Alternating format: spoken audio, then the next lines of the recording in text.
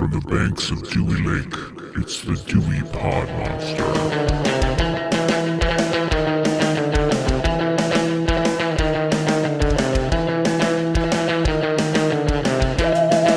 All right, welcome back. My name is John, and this is the Dewey Pod Monster Podcast. This is your weekly podcast about consumption. We are proud members of the Run Podcast Network. You can find all of our past episodes, all of our upcoming episodes, and of course, all the other great shows on the You Run Podcast Network at yourunpodcast.com. With me this week is the host of the Dewey Pod Monster Podcast. He's super cheerful, and his name is Sean. Sean, how are you this evening? I'm so cheerful. John, I am very cheerful. I'm aware. It's just been a peachy, fun, sunny, happy day. We're happy fucking people. What has this happy guy been watching or doing this fucking week? What's on your have done list? This happy guy right here, man, he's just watched some happy shows. He's watched some happy movies. My voice happy is shit. Totally, happy shit. We're just slap fucking happy, aren't we? My voice is shot thanks to John here, taking me and, I don't know, plying me with alcohol and trying to see an experiment in self-annihilation or something. I'm not quite sure, but I did get a chance to see a few things, a few shows, watch a few things. First off, since this is still WresterMAYnia, what I'd like to start off with is talking about Dark Side of the Ring, because that's what I do. This week, the episode that I watched was the Hot Stuff Eddie Gilbert episode. I wasn't really familiar with his story at all, but he sounded like he was really ahead of his time. Like they had a bunch of people, obviously, that they usually have talking. They had Dutch Mantel, they had Jim Cornette, and some other people. Now, I can't remember who else was talking on the show, but basically, Eddie Gilbert started in one of like the Southern territories, and he ended up getting in a car accident really early that put big strain on his heart, and he broke his neck essentially and had his neck repaired. And they said he hit the steering wheel so hard, like he basically fell asleep and went under a semi, and his chest hit the steering wheel so hard that it cracked a bunch of his ribs, but also like really permanently damaged his heart. So he was probably working with like 50% capacity of his heart. And that's probably being generous. And he ended up coming back and being one of the most like imaginative bookers. They made him a booker, one of these Southern territories before WWE was like everywhere. He was a booker at 25, which the booker, if you're not like in the know, the booker is the person that puts the matches together. They kind of come up with the storylines. And it ended up that he was the booker for a while. That based off the title Booker. But. Yeah. Well, some people might not know, but he ended up doing a pretty decent job. But then every time he would catch his stride, essentially, he would be supplanted by like a committee or another company would come in and buy the territory underneath him. And then they would do like booking by committee, and he kind of lost his way. He ended up passing away early. I think he was 32, but he was credited with being one of the first wrestlers or the first wrestler to really popularize the shoot interview, where they would talk about things that were behind the business, you know, all the kayfabe stuff that the normal everyday fan probably didn't know. Like some of the smarter fans probably knew that some of this stuff went on, but most fans, probably 80% of fans, didn't know that the heels didn't all just hang out together all the time, you know, or the faces hung out all the time. And he kind of peeled back some of the layers of the onion on that. So it was a interesting episode to it kind of goes hand in hand with the movie we're talking about today a little bit in that respect. But moving on, next I watched the 1980 film, I believe it's 80, called Cruising. It's a William Friedkin movie. William Friedkin directed The Exorcist amongst several other movies, and it is basically starring Al Pacino as an undercover cop in 1980s New York, who is tasked with trying to find a serial killer who is killing gay men in like leather clubs. I didn't realize this was William Friedkin or whatever. Yeah, I didn't realize he directed. I've seen this. I didn't realize he directed it. That's why I was like, look this up real quick. But anyway. Yeah, it was really, it kind of actually has a lot of, they cut a bunch of the movie out. Like they said, they cut something like 50 minutes of the movie out to make an R rating because it was going to hit X at what they were trying to show initially, because there's so much gay sex essentially.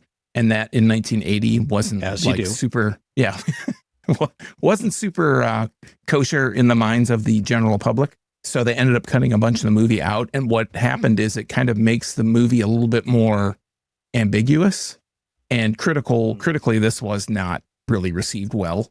And I guess they had a lot of issues with protests and stuff from the gay community. It was filmed in New York, and some of the clubs that were popular in the scene weren't allowed, but they didn't want to face backlash. So they didn't let them film there. So other clubs did.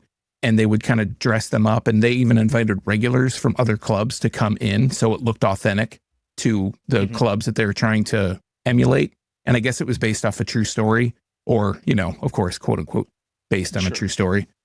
That was not bad. It's about an hour and 40 minutes or so, but it has a really ambiguous ending. Like, it really leaves you with a lot of questions and not a lot of information for those questions to be answered. So maybe cutting some of that stuff out. I guess they were going to try and release a director's cut, but United Artists actually destroyed the film after the fact. Like, they were going to come back and 20 years later do a director's cut or some anniversary cut or something.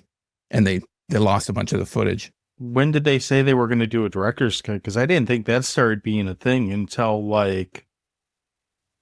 probably late 90s, something like that. Because they didn't start really doing director's cuts till they stopped making movies as non-rated releases to get a theatrical run. They would do an R-rated release and then do the director's cut for the home video market.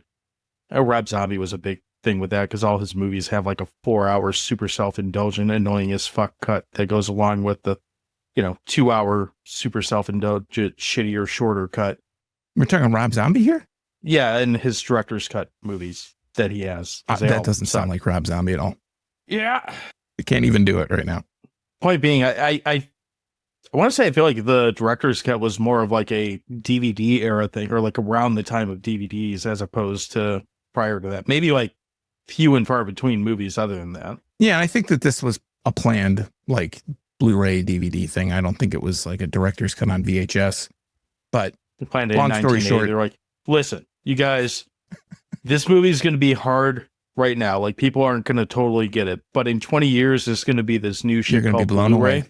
It's like a laser disc, but small. And with more stuff on it. When did laser disc come out? I'm probably already jumping the gun. Laser disc probably came out after the 80s or 80s. 1980, roughly. Anyway, so that was an interesting movie. Again, hindsight's 2020. So I enjoyed it, but I would have liked to have a little bit more of a concrete ending, I think. And then lastly, I'll talk about, I've been watching a show on Netflix called The $1 Million Secret, which is kind of a cross between Big Brother and Survivor, where 12 different people live in a house and one person at random is chosen to be a millionaire. They get $1 million in this box in their room, and they have to keep it a secret as long as possible in order to win the $1 million. Every day they do a challenge, and then they get to vote on who they think is the millionaire. And that's not always the strategy. Sometimes it's just to vote somebody out specifically. But I'm watching it with the family, so it's been a family watch, and I think we're about 5 episodes through. I'm thinking it's 10 episodes. I didn't go far enough ahead to see how many episodes it was, but it's been interesting. It's hosted by Peter Serafinowicz, whom my kids and my wife are who is this guy? What has he done? Oh, he's an actor. Oh, what's he been in? Oh, that's a good question. What has he been in? He's been in The Tick and a few other things. And I can't remember. I mean, I looked on IMDb obviously afterwards, but he's got a great name. He does. Yeah. It's spelled really nicely. It's nice. Rolls off the tongue. Serafinowicz. So yeah, that's what I've been watching with the family and on my own. How about you, John? What have you been watching? Well, before we talk about what I've been watching, I've been listening to a couple new singles that came out, and they're only singles, so be kind of quick. I'm going to call them friends of the show. The Co-Defendants dropped another single this week. It's their first one for their upcoming album, so they're starting to kind of fire back up the new music machine, which I don't know how these guys have time to record between, they're all over the place. It seems they'll be in New York on Tuesday, and then on Wednesday they're in New Mexico or something, and then before you know it, they're right back in Ontario. They're all over the place. But their new track is called The Right Wrong Man. It does have Fat Mike as a backing vocal for a verse, which is Fat Mike.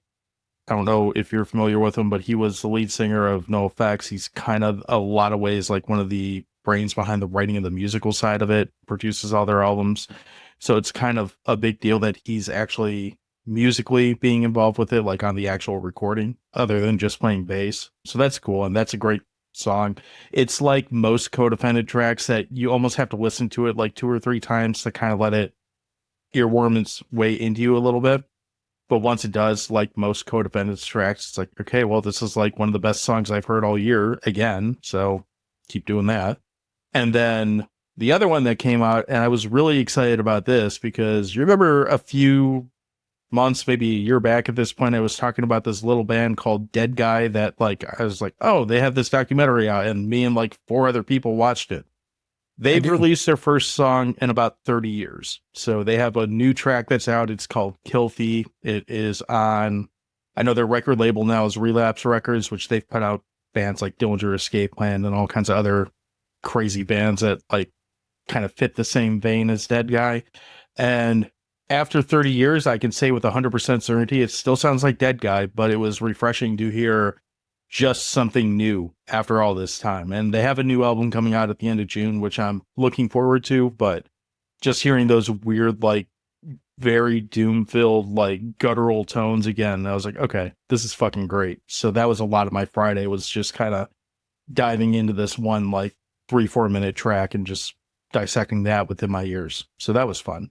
On the watching side, I finally finished, and this is because of their release schedule, I finally finished Celtic City, which I was pretty happy with. So 9-episode run, all of them are gone now. I'm bummed that it's over in a way, because like I really like this documentary because although it's about the Celtics, it's as much about Boston as it is about the Celtics. Like they intertwine so much like history, and I said it before, but like just the politics of the time, racial struggles of the time, just the general perception of Boston, because a lot of people think of Boston as a primarily white racist city, and they've kind of earned that reputation. I'm not saying that this documentary disproves that, because I don't think it does. I think there's moments where it almost highlights that, like the negative side with it, but it shows the people that they choose to talk to and really dive into their stories. And obviously some people have passed away, like they can't get everyone, or I'm sure there's plenty of people who just didn't want to do it too.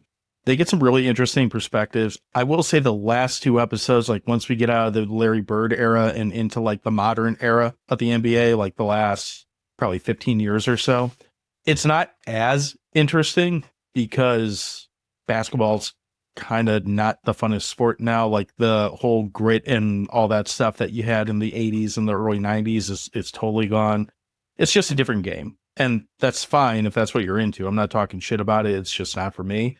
And as a result of that, it kind of makes the last 2 episodes, especially the last episode, they're just kind of like a mix of like, this is where the team's at now. And then it's like the last 20 minutes or so is like, we're going to kind of cram 20 minutes of like all these guys like, oh, I love the Celtics because blah, blah, blah, blah, blah. There's like, here's Larry Bird saying, I love the Celtics. I won however many fucking championships Larry Bird won. I don't remember now.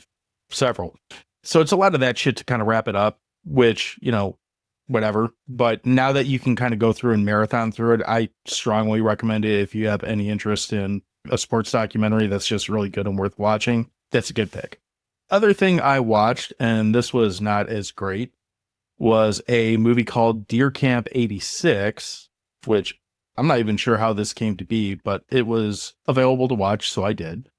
It's about a group of hunters that leave Detroit, which I don't know why that's even a plot point other than one guy saying, I'm going back to Detroit, presumably to live, because you never see him again. But I don't even know why that's a plot point. It's basically just a bunch of guys go hunting up north and something kills them. That's it. It's not especially good. It's not especially likable. The effects aren't anything spectacular. The big twist at the end is very, very foreseeable and just not that well done. It obviously pulls a lot of like imagery from Predator, which you would think would be good. Predator, and what was the new one they did? Prey? Was that what it was called? Yeah, Prey. Like just the look of what's going on. I was like, okay, this reminds me of Predator and Prey because it's outside in the woods and all that. But I don't say that as a vote of confidence or saying that you should watch it. You probably don't need to watch this movie. I'm mentioning it now to save you the time. Like, it's kind of It's like a quarter hot dog at best. So I don't know that that's a very reassuring thing. But it is a new horror movie, I guess. Well, even bad recommendations in the What You've Been Watching piece of this show have spawned their own episodes, like the one we're going to talk about today. That's true. I feel like half the show is based off bad recommendations, but I digress. So let's talk about some bad episodes or some bad recommendations that we talk. I don't know what we're doing. We're going to take a break and come back and talk about a movie that actually has wrestling in it. So for WresterMAYnia, as we carry on, we're going to talk about the movie Body Slam, and we'll be back momentarily.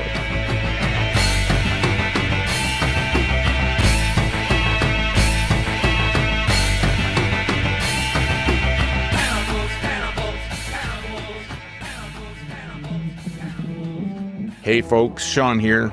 Are you a horror fan? Get your fix with the LK the Horror Nerd podcast. Step into the world of spine-tingling thrills, chilling tales, and deep dives into everything horror with the LK the Horror Nerd podcast. Hosted by the incredible Lorelei Kerouac, this show offers a fresh, inclusive perspective on the genre we all know and love. Each episode is a unique mix of movie reviews, TV show breakdowns, book recommendations, video game critiques, and more. With insightful discussions, expert interviews, and a passionate take on horror news, LK the Horror Nerd brings the spooky straight to your ears. Whether you're into blood-curdling scares or thoughtful genre analysis, LK the Horror Nerd has something for you. You can check out LK and the other fine podcasts at yourunpodcast.com. All right, so we're back in as threatened. We're going to be talking about the movie Body Slam from 1986. We start these with a third-party review, and this review is anonymous, but I kind of feel like it hits the nail on the head, so we're going to go with it. Anonymous gives this movie 1 out of 5 stars, and he says, Benedict and Roberts were TV stars. They're trying desperately to remain relevant. This movie would not help. Again, 1 out of 5 stars. Interesting. I love how it's very to the point. I just think masterful writing right there. Good stuff. Cisco would be proud. Sean, what is Body Slam about? What else is in this movie? So for that, we go over to IMDb and put in the words Body Slam. This is a 2-word title. It came out in 1986. Rated PG. It is an hour and 32 minutes long. Gets the IMDb rating of 5.2 out of 10 with 1,500 reviews. This is a no rank out of nothing because this was never popular. And if we scroll on down to the storyline and the plot, never know which one's first. This episode will do nothing to boost that popularity. That's correct. Well, hey, it might bump up a spot or two. We go to whatever on the top, never know which one's on top, but they wouldn't want you to read it first if it wasn't on top. So it says a down on his luck music manager for the fictional rock band KICK finds his luck changing when he, by mistake, also starts managing a successful wrestling duo. And if we scroll on down to the storyline, it says, this is care of Pat McCurry, which is ccgrad97 at AOL.com. It says, M. Harry Smilek is down on his luck music manager who is having a hard time attracting talent and booking gigs for his band KICK. The most recent of gigs is a Dairy Queen opening. When making arrangements for a campaign fundraiser, he mistakes Rick Roberts, a professional wrestler, for a musician and hires him. At that moment, he becomes a wrestling manager and starts to book matches for him and his teammate, Tonga Tom. The team is a success, and Harry decides to take his wrestlers and his band on a rock and wrestling tour. The tour is a success, and Harry feels like what it is to be a winner again. Yeah, sure. Before we start breaking into it, who's in this movie? Are there people that we care about in this movie? I don't know if you care about any of them, but there are recognizable talents in this movie. Stop me when I get to the person you care about. This one has Dirk Benedict. See the one? Nope. Okay. Dirk Benedict plays Harry Smilek. He was Starbuck on the original Battlestar Galactica. He's Face from the A-Team. We have Tanya Roberts, who plays Cassandra. She was a Bond girl. She was in the Beastmaster. She was the titular Sheena in the movie Sheena. And she played Midge on that 70s show. Is she the one that you care about? Nope. Okay. On to Rowdy Roddy Piper. Is he the one? Bingo. All right. He plays he's one of Rick two. Roberts. Okay. One of Quick two. Rick Roberts. WWE and, of course, WCW superstar. He was in a little movie we talked about last week called They Live. We also have my favorite naming in this entire movie. We have Lou Albano, who plays Lou Morano. WWE superstar, another superstar of the early 80s, the rock and wrestling era of WWE. He was the original Super Mario. Yeah. I'm going to take it back. There's a third person. It's Lou Albano, because I like that every time he stops talking in this movie, you see him look down to read his next line off of presumably a sheet or a card. Yeah. It's funny. After you notice it the first time, it just becomes more and more noticeable. So. Yeah. We also have Charles Nelson Riley, who plays Vic Carson. I only know him from the Match Game in the 70s. We also have Billy Barty, who is the other one. Small wrestler. He plays Tim. I'm small wrestler. A little person actor. He plays Tim McCluskey, who is like a manager for small wrestlers. We have John Astin. He does everything he possibly can to fuck up this PG rating that wouldn't be anywhere close to a PG by 2025 standards. Lots of F-bombs and not the fuck ones. We also have John Astin, who was Gomez Adams, of course. He's like a super small part. And we have Sam Fatu, who plays Tonga Tom. He was the Tonga Kid in wrestling. He is like related to The Rock and the Islanders, the Head Shrinkers, all of the Samoan wrestlers that you think of in WWE. Like, I think he's a brother of Rikishi, so he's got that pedigree. And then actually the Islanders, Afa and Sika, are in this movie as well with some other wrestlers and Kelly Martin. I mean, there's a lot of people in this movie that you might recognize. How important they are and how much they actually show up in the movie is debatable. I mean, it's not debatable, but it's not very much. And this movie, just a last thing, directed by Hal Needham, who directed Rad and like a gazillion Smokey and the Bandit movies that I didn't even know existed. So wait, is there more than three? There's like, if you look at his IMDb page, there's like 10 of them. I have some homework to do now. Oh, yeah, no, not any that you'd want to do. Oh, he did like Stroker Ace and all that shit too. Cannonball Run and all that. Okay. Well, he did a lot of stunts. Anyway. So, all right, you want to get to hot dogs? Let's do it. I mean, we probably could with this movie, but so all these credentials aside, when it comes to like wrestlers in this movie, any factoids with that, I'm going to leave to you, because I know watching this movie that there's at least probably 10 to 15 different wrestlers that make their way onto screen in this movie. If I had to take a guess, like actual wrestlers. That said, outside of Roddy Piper and Ric Flair, who pops up very briefly later, I'm not 100% sure who any of these guys are. A lot of them look familiar. I know there's a Sheik in there. I don't think it's the Iron Sheik. It's just some other Sheik. They say his name in the movie. I don't know if it's his actual name. I think it's the Sheik. Yeah. Who is not the Iron Sheik. Right. So if we're going to throw wrestler tidbits in, I'll let you shine on that. But before we get to that, let's just start with right up Main Street, the easiest way to go. Sean, is there anything that you like about the movie Body Slam? I can say that I genuinely liked that there was actually wrestling in this movie. That was pretty cool.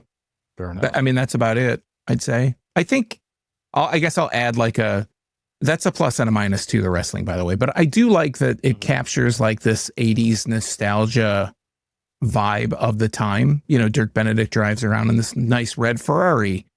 Tanya Roberts, all these really cool cars are in the movie, right? Because it's of the time. There's like a Rolls Royce. There's, I don't know, several other cars that are pretty cool looking by the standards. They drive around in this RV, and that's kind of cool, I guess. I don't know if I really like that part, like to say that they drive in an RV, but I'm really, if you couldn't tell, grasping at straws to say things that I like about this movie, because this is supposed to be like a comedy, you know, and I don't want to get into the dislikes, but I don't think I had a single laugh, like nothing, not even a chuckle of things that happen in this movie. It's pretty kind of despicable, some of the things that happen in this movie. I had a couple laughs, but most of the laughs that I had, hey, this is, I guess, will be a positive, because that's about as good as it's going to get on the positive side.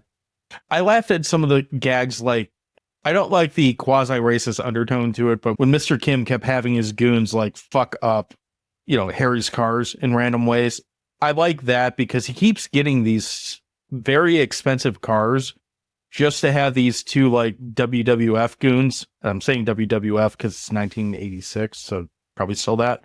Either just come and like by hand remove like the engine from the car, flip it over and throw it down a very convenient cliff to blow up. Like, this is a movie where like if a car flips over, it will blow up. There's no need for flamage or ignition of any type. the car doesn't even have to be on. If it flips over, it's blowing up. That's how cars work. And I'll say the storyline for this movie, or what they're kind of going for, I could see this storyline working under the right circumstances. This movie does not have the right circumstances, and we'll probably get to that several times over.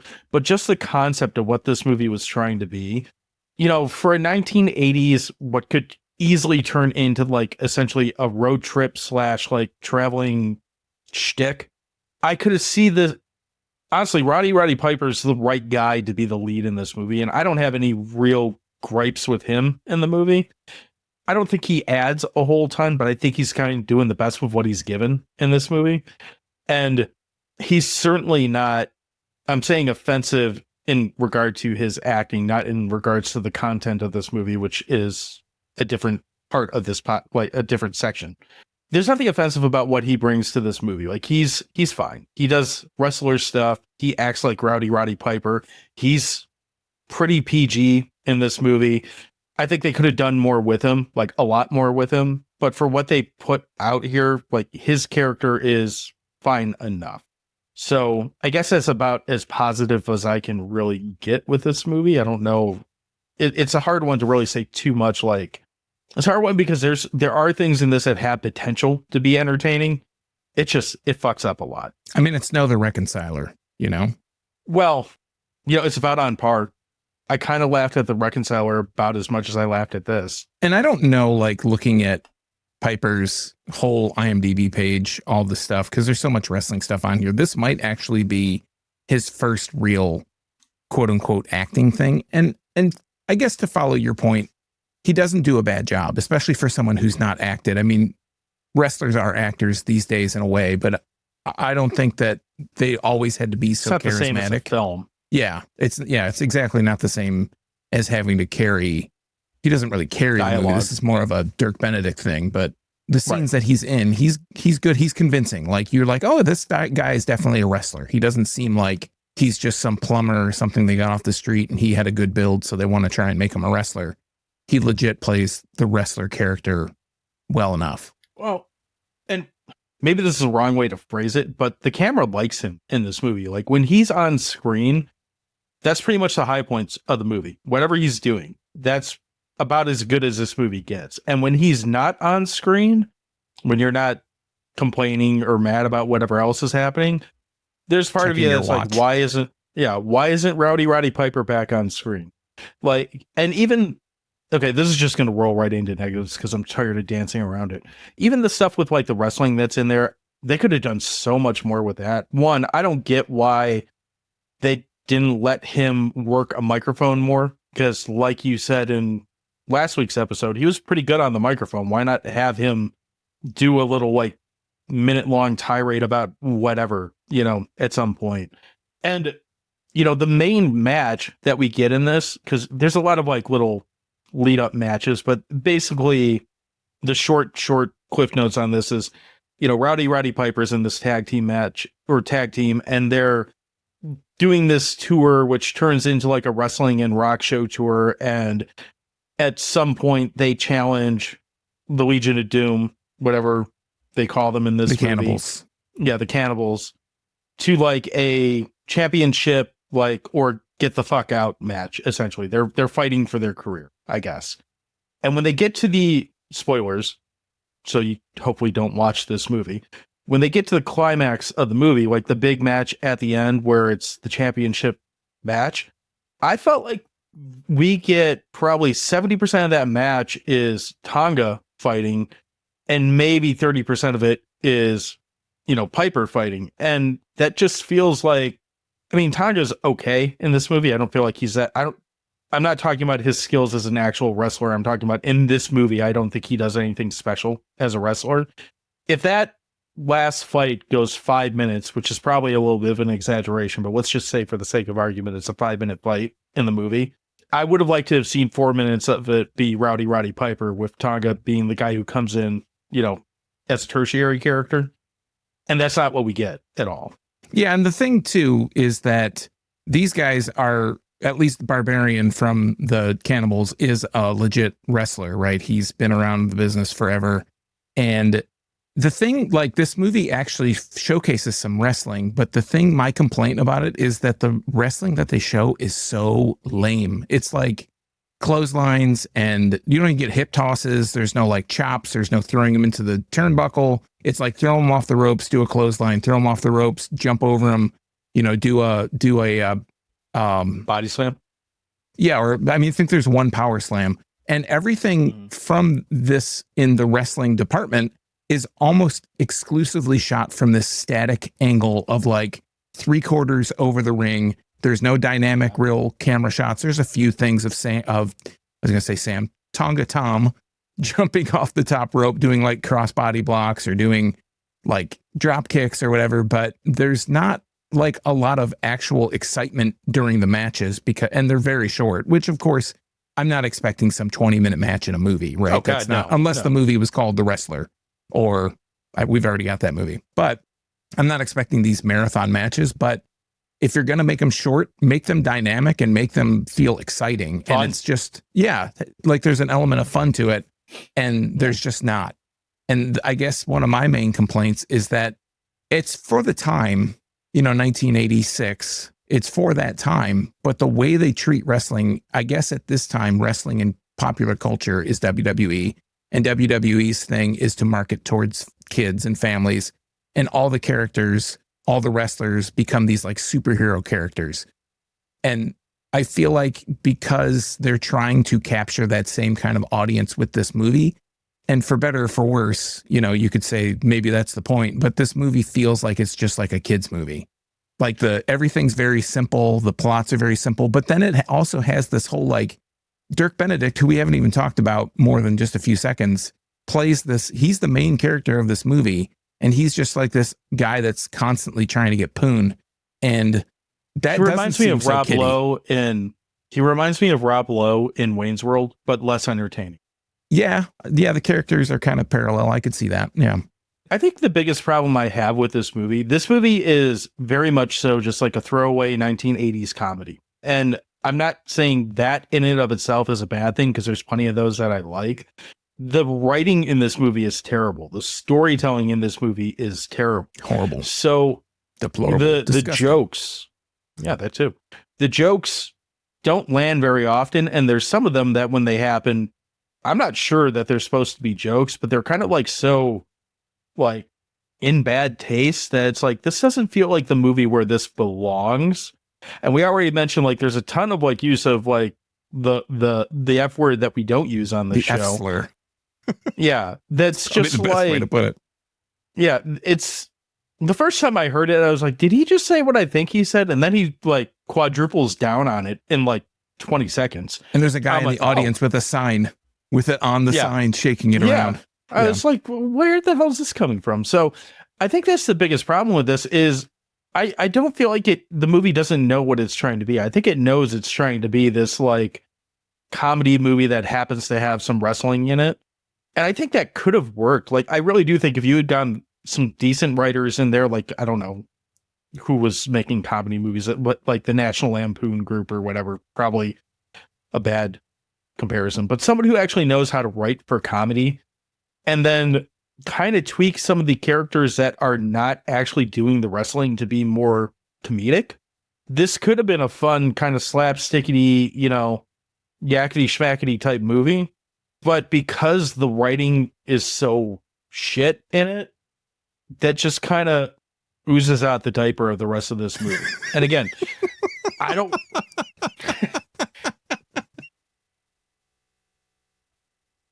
Well said. Well said, John. And like I said, I'm not trying to take away from... I'll go as far to say like any of the wrestlers in this. I'm not trying to take away from them. I think most of them were just doing what they were told to do.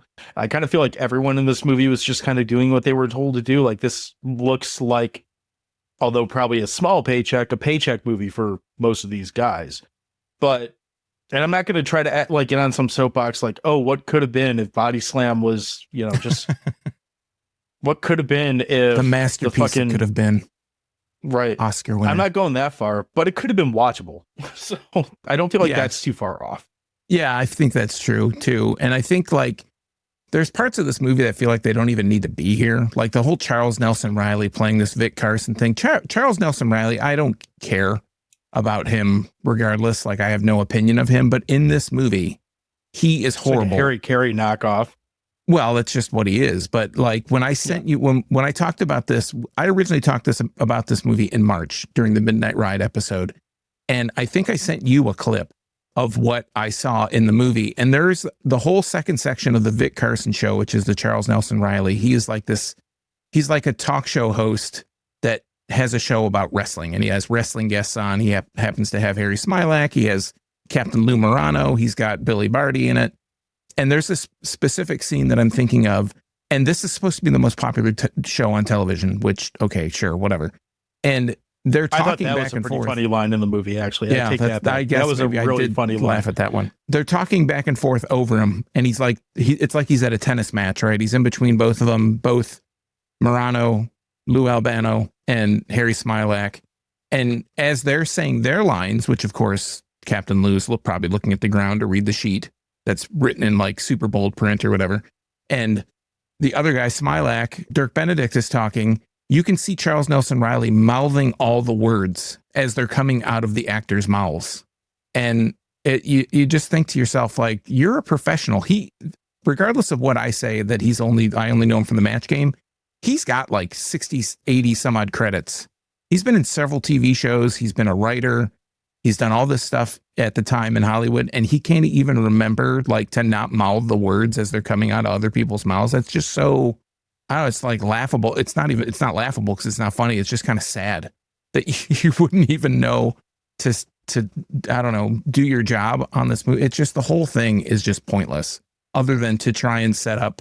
That's where we get all the F slurs, you know, all the derogatory comments, other than when Mr. Kim shows up and they hit a gong, you know, an Asian guy's here, hit the gong. That we've never seen that in a movie before. Like, I hate to say it's just do better. You're not wrong. I mean, you can even go as far, like, I feel like Tanya Roberts' character is fucking useless in this. I feel like the only reason she's in this movie is so that they could say we have one character that doesn't have a penis. That's the only reason. Or we have this wrestling movie that a lot of guys are going to go see, and we have one like hot piece in this movie, and the rest is all a bunch of sausages swinging around. Other than when Dirk Benedict dresses like a woman for 5 minutes or whatever the movie. I was shocked that we didn't see his dick during that. Like then I remember it's a PG movie. But the other thing with it, I will say, John, like, did you ever know that in Three's Company, there was a scene that lasted, it was on TV, broadcast for over 20 years in syndication, where Jack Tripper's penis fell out of the bottom of his shorts, and it was on TV for 20 years. So you never know what slips past censors. I did not know that, dude. So, anyway, as long as we're shitting on things in this movie, so this movie is only an hour and a half long, which is not bad. Easy way that you could have made this movie better: cut the Tanya Roberts love angle out altogether, and just put in like a 10-minute montage of them just touring around with this tour. Like, this rock band is fucking 10 more minutes of that. Yeah, but like instead, you could do 10 minutes of just clips of this shitty, like, uber 80s looking like glam rock band, I guess. Was that they don't even have the lack of better wording. Just clip that. I'd say they're glam and shitty. Sure. They look glam. They sound shitty. So yeah, glam rock. Anyway, that mixed with like wrestling clips, and that would have been better than what we got with this shit ass romance subplot that doesn't go anywhere. Well, no, it does. They fall in love, and like after 2 dates where they can't stand, well, she can't stand him, and then somehow his charm works and they fall in love. And biggest complaint for me of this entire movie, well, the movie ends in a freeze frame. I cannot fucking stand. I knew you were going to be pissed at that. They're holding the belts, freeze frame. When I was watching that, I was like, of all the things that Sean's going to bitch about, I know he's going to bitch about this ending because of the freeze frame. It just feels, and I was right, so lazy. So that's good. It's so lazy. It is lazy. And, you know, on the one hand, I absolutely agree with you. On the other hand, I was just fucking glad it was done. Yeah, I was like, you know what? That's fine. Let's not have 3 more minutes of Rowdy Roddy Piper with this kid that's in this movie for a reason to be like, oh, well, my daughter's here now, so I can hear her. You wear the is his niece, whatever. Which it seems kind of weird that his niece is with him all the time. Yeah. This also speaks to how much I enjoyed this movie because I've forgotten so many details about this in the like half hour we've been talking about it.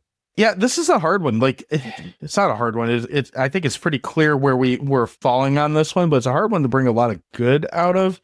I mean, I don't have a whole lot to add. If you want to just get to hot dogs, I'm fine with that. I'm trying to think if I had anything else to add, because this is going to be a really, really, really short episode. Yeah. Yeah, the music. Just to hit back on the music piece. Fucking sucks. It's unbearably bad. Like the actual songs that are in it that are not from the band Kicks. There's 2 songs from Bachman Turner Overdrive, which everybody knows. And there's the theme song for some I Want Your Body or whatever. And there's like one other one. And those are actually like for 80s, mid 80s, that style of music, it's fine. But all of these, the music by this band Kick, they're horrible. The lyrics are awful. The other thing is, like, I didn't realize until reading some of the synopsis or whatever of this movie, is that this is the only band that Harry has any. That's the only band he's managing. But they make it seem like he's had success in the past. You would think he's like managing multiple bands, but he just has this one. And they go to do this fundraiser, and it's all about this guy that's running for governor, which is totally easy to gloss over because everything's easy to gloss over in this movie because everything is just like it's an uninteresting subplot. They have no real bearing on the rest of the story. They're just there to, you've said this is like a quote of yours that I love. I've heard a movie is an hour and a half. Why don't we just add a bunch of shit into this to make it an hour and a half? That's kind of what that's what this movie is. There's like the wrestling thing that maybe takes up 40 minutes of the movie, and the rest of it's just a bunch of unnecessary slop that they like kind of threw together and barely like tenuously held it together to kind of make some kind of story. Because there is a story, and they do this rock and wrestling thing, and that takes the country by storm because, I mean, sure, I don't know, because it does, because the Kick is so great of a band when they fucking suck, and the wrestling's boring and uninteresting. I don't know. Yeah, I mean, I'm ready. Yeah. As far as the music, like, I'm sure the reason they got this like shit studio band, or I don't even know if they're a real band. I have no idea if they're real, but I'm sure they did it because it was cheaper. Like, I have to imagine that's the reason why they would have done it. I also think in let's just say 85 is probably when this was shot, you know, a year before 86 when it says. You're telling me you can find some band like a Motley Crue or a Warrant or Rat or some hair metal band that at least kind of, I'm not saying that these are tough guys, especially not by current standards, but like Motley Crue scared the shit out of people in 1985. Yeah. Like, go get a band like that makes sense to be playing along with these wrestlers, not like the J-pop version of hair metal that they get for this. Like, I don't know what you would have had to pay them. I don't know if, like, not that I care about their scheduling conflicts if there were any, but I refuse to believe there wasn't some band like roaming around Hollywood that you can be like, hey, do you want to be in this wrestling movie? We'll give you it's got Rowdy Roddy Piper in it. Yeah, we'll give you $1,000 in exposure. Yeah. For 5 people. Something everyone's dying of, exposure. I just want, before we start wrapping up and getting into our hot dogs, I saw this trivia thing and I had to read it on IMDb. It says, during the filming of the final match, the crowd began to heckle the wrestlers because they could clearly see their blows were faked. At that time, wrestlers publicly maintained that everything that they did in the ring was real, but the wrestlers had to pull their punches for the sake of being able to shoot multiple takes. Suddenly, a fight broke out between Roddy Piper and one of the cannibals, which they don't mention, leading to a bloody brawl involving all the wrestlers. Director Hal Needham, a former stuntman, jumped in to stop them, but was tossed out of the ring. The brawl was eventually broken up, leaving the audience, cast, and crew stunned. Later that day, Piper revealed to Dirk Benedict that the wrestlers had improvised the fight in order to get the audience to believe that the wrestling was real again. Just like left that take in there. I know, really. Really. Left that take. No shit. I would have loved to have seen Hal Needham, the director. Yeah, I don't know what he looks like, but he deserves it after making Rad. After making Sure. And this. Fire up the grill, Sean. What time is it? Then you're in for a big treat, bro, because it's hot dog time. Why don't you kick us off this week? Oh boy, my chance. My turn to kick us off. Wow. I mean, I've what done to several say? in a row because you said I didn't do them enough. I didn't say that. You just barge in and you just do whatever the fuck you want to do. That's fine. Whatever, John. The movie almost falls, to me, I feel like it almost falls in the realm of exploitation. It came out in that time of the 80s when Hollywood was looking for the next fad to make the subject of a movie. So I'm talking things like Joysticks, which was about video games or arcades, Breakin', Breakin' 2, Electric Boogaloo, about dancing, or Rad, which I mentioned, another Hal Needham film. This one, it tries to wedge this pre-smart fan era of wrestling, like I call it kayfabe wrestling, into a comedy, and it just, nothing hit. It didn't work out. I don't think that there was like a single thing, like I mentioned earlier, that made me even chuckle during this movie. In any other universe, this might be a decent movie, but in this one, it is not. I have to give this movie 0 hot dogs. And I wanted to mention, when we talked about it during Midnight Ride, and I don't know why we picked this to even talk about, other than it's WresterMAYnia, there was probably at least one other wrestling movie we could have talked about. We wanted a movie that actually had wrestling. Had wrestling for some okay, reason. well, I get that. This is what I wrote. Body Slam is Dirk Benedict, Tanya Roberts, Rowdy Roddy Piper, Captain Lou, Charles Nelson Riley, Billy Barty, John Aston, and that old lady that does Rapper's Delight in The Wedding Singer. A 2-bit music agent con artist gets wrapped up with some wrestlers and ends up becoming a manager for the hottest tag team in wrestling and schemes to create a rock and wrestling extravaganza. Lots of corny jokes, not many laughs, and an Asian stereotype played to the hilt. Wouldn't recommend. And then we still talked about it anyways. So. Whose hot dog is this? That's yours? I mean, I'm right there with you. This movie's garbage and not fun garbage. I do think that there's a decent premise in there, but just nothing was done to make that premise entertaining in any way. You know, in the big picture of like throwaway 80s comedies, is this the worst I've ever seen? Probably not, but it's not that much better either. And like I was saying to Sean right before we started, like, I just watched this 2 days ago, and there's big chunks of this movie I've already erased from my memory. So that speaks to how genius it is. I mean, Piper's fine in it, but past that, there's really not enough redeeming qualities. And even that, I would tell you to go watch The Reconciler before I would tell you to watch this, because at least that's like a whole different kind of, like, that is more funny because it's so stupid, even though it's not a comedy. This is just not. So yeah, no hot dogs. It's a turd in a punch bowl. I have no real major positives. Not enough to say that you should watch it. Maybe this is a movie that should get a reboot with like the current WWE treatment to it to try to make it fun. But I don't think they have the wrestlers anymore to pull it off. So fuck this movie, fuck everything about it, and go watch They Live Again. It's a better movie with Rowdy Roddy Piper. Yeah, I was gonna say we're like 3 out of 4 through WresterMAYnia, and we've got two no hot dogs, or like I don't think either of those got half. No, I think I gave The Condemned half a hot dog, and They Live. Did not. I know you did not. It's got half a hot dog between those two movies, and They Live has 2 hot dogs. So I'm hoping that our next one can recapture the magic. It's gonna have some sort of magic to it. That's for damn sure. Speaking of magic, we had a question of the week this week. This week, we asked you to tag a celebrity in that you would like to see thrown into the wrestling ring. We want to know who they're fighting against. Are they the hero or the villain? And what kind of match would it be? Would it be a steel cage match or a ladder match or just a standard wrestling match, tag team, whatever you want to do? So we didn't get a whole ton of responses because people don't like to play. They're busy drinking today. We're recording this on Cinco de Mayo, so that's probably our own fault. And our friend Boomer over at Podcast in the Woods says he wants to see Conor McGregor versus Kurt Angle when Kurt Angle was in his prime. A first blood match. Conor is such a trash human being and weasel. I'd like to see him get tossed around by an authentic Olympic wrestler. Plus, Kurt was always known for his cardio, and Conor is not. I gotta say, Boomer, although I agree with you that I would like to see Conor McGregor get the shit kicked out of him, my money would probably be on Conor McGregor in that fight. He's got a proven track record, but I would love to see him get power bombed on his neck. Oh, I agree with that for sure. Like, I'm not arguing that. I think Kurt Angle is a wrestler and Conor McGregor is a fighter. And I think there's there's a big difference there. Well, okay.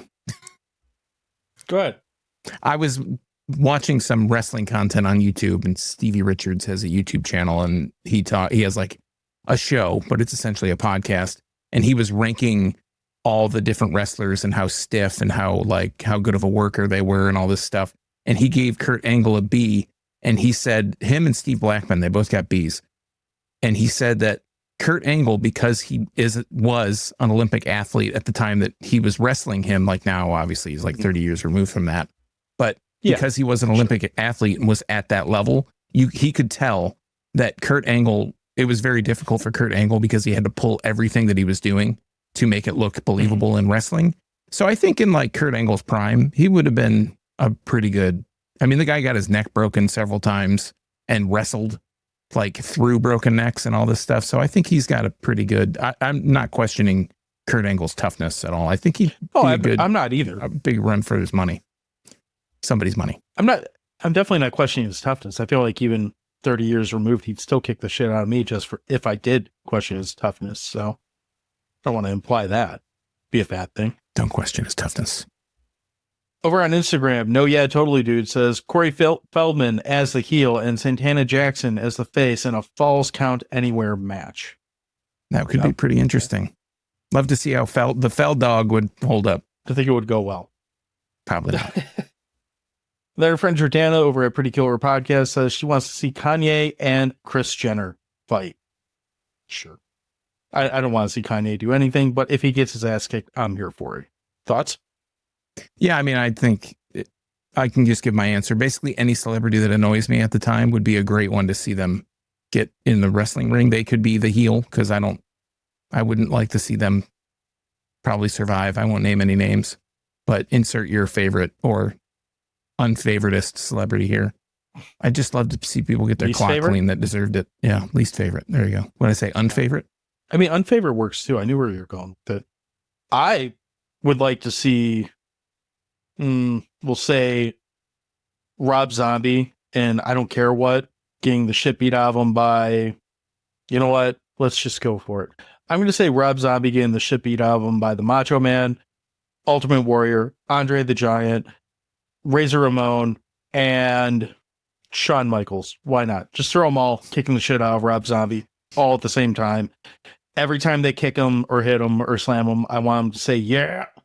And yeah, that's all I want. I just want to say exactly. See, Sean's got his voice back. There we go. It's fine. Mine's faltering too. So we'll be all fucked up or all healed up by next week to wrap up WresterMAYnia. But in the meantime, we're going to wrap this week up. Would you like to add anything before we outro our way out of this shit? Let's get out of here. Let's body slam our way out of this ring. Well, to body slam our way out of this ring, I'm going to go ahead and do some moderate lifting here and say, if you'd like to follow us, you can follow us on all the social medias that we give a shit about. We are at Dewey Podmonster, except for on Blue Sky, where you can find us at crap.town. You can also go to our website, which is crap.town. All of our old episodes there, all of our upcoming episodes will be there, and you can leave us feedback there as well. Are we missing a wrestler movie that you would like to hear us talk about? WresterMAYnia can go past May if we choose. We do whatever we want. It's our show. You can also find us at yourunpodcast.com. We are members of the You Run Podcast Network and would like you to go to that site and check out not just our show, but all the other great shows on the network. And of course, you can find us on all the major podcast platforms like Spotify, Apple, all that. If you have a chance after you listen to the show, please leave us a review. Good, bad, or indifferent, whatever the case is. We would really appreciate you just leaving us some feedback. That'd be great. Sean, what am I forgetting? I was going to say, if you want your answer to the question of the week read on this here show, you got to check us out on the social media that John cares about at Dewey Pod Monster. We're that across multiple platforms. You can check me out at internalbleeding.crap.town. If anything that we talked about during this show tickled your fancy, you can find out about it in the show notes. Most of them are going to be free. We try to make them free if we can, but the ones that aren't free will probably have a little thing that says Amazon after it. If you click those are affiliate links. If you buy anything after you click that link, we get a couple bucks. after you spend a lot of bucks, but it helps the show, and it's probably the best way to help the show. Also, if you want to help the show, tell a buddy about it. Tell them that you like this show, that they talk about stupid wrestler movies like Body Slam. And if you also like the show enough, leave us a review on a podcasting platform of your choice. That helps the show too. It helps spread the word, helps put us in other people's ear holes. And that's what I got. All the ear holes. That's right. Spread them, baby. We'll be back next week. Swill up. Cheers, Butthorn. Bird season's over, Butthorn.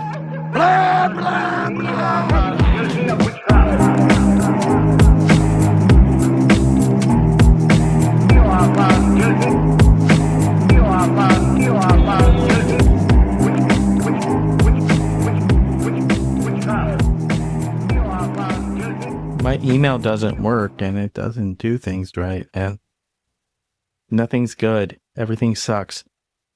Real quick, there is a trivia on. I'm looking through the trivia for the movie on IMDb, and this is the second from last. It says Sally Jo Davidian was a commercial pilot in the Lady 99ers that Amelia Earhart started. Oh, well, there we go. It's the best part of this movie. I still think the best part is that it ended.